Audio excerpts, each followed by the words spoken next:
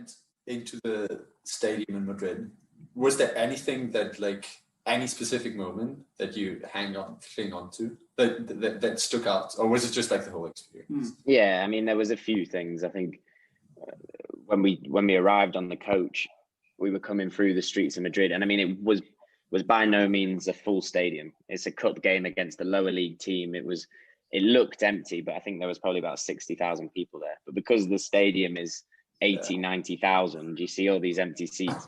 But coming into the stadium, you see all the crowd coming towards the stadium, and obviously coming in and putting fingers up at the bus and all that kind of stuff. So that was quite funny.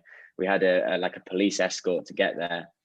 And once you got off the bus, like you see when you watch the Champions League, you kind of see the cameras there and they're filming the players get off the bus. And suddenly you're one of those players and they're filming you get off the bus, and you're trying to look like you belong there and that you've always done this before, and you're not actually really going crazy in your head. Did you buy some new Dre Beats headphones just for the occasion? It's funny. A lot of them. I mean, a lot of the pros obviously had the big headphones, had the little wash bag. I think I had like my flipping Nike drawstring bag with my boots in, and that was all I had, and I was just toddling along.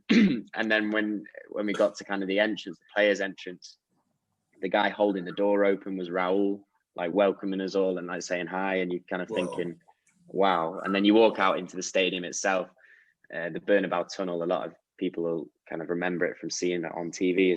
There's a very long tunnel which is quite deep with metal grating down the middle, which separates the home and away teams as they come out. And then you have to climb these stairs to get onto the pitch itself. And all you can see is the lights from the floodlights and the stands. And the stands seem to go on forever, that you can't see the sky because the stands are so tall. It's such a deep stadium and such a tall kind of almost 5 tiers all the way around that it feels like a real amphitheater of football. So walking out onto that pitch and seeing those stands and all that kind of stuff, and then looking across and seeing Bale warm up and Keylor Navas and Zidane walking down the touchline, you're kind of like, wow, okay, that's very cool. Yeah, because I think you took the team took the lead, right, in Bernabeu in the like. Yeah, we went 1-0 up, and it was a great goal. If anyone goes back and watch the highlights, it was a really good game. We went 1-0 up with a really good goal, and I think we were winning 1-0 at half time, and then they brought Bale on off the bench, and you saw him warming up, and you're like, all right then, like, yeah, okay.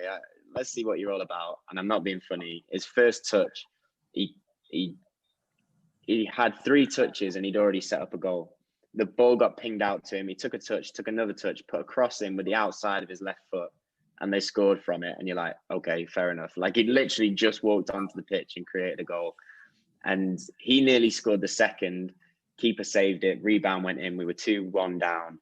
And we eventually scored an equaliser in the 93rd, 94th minute and ended up drawing 2-2 away. Unfortunately, we'd lost the first leg 2-0, so we went out. But it was a really good game, and we gave a really good account of ourselves, which was really fun.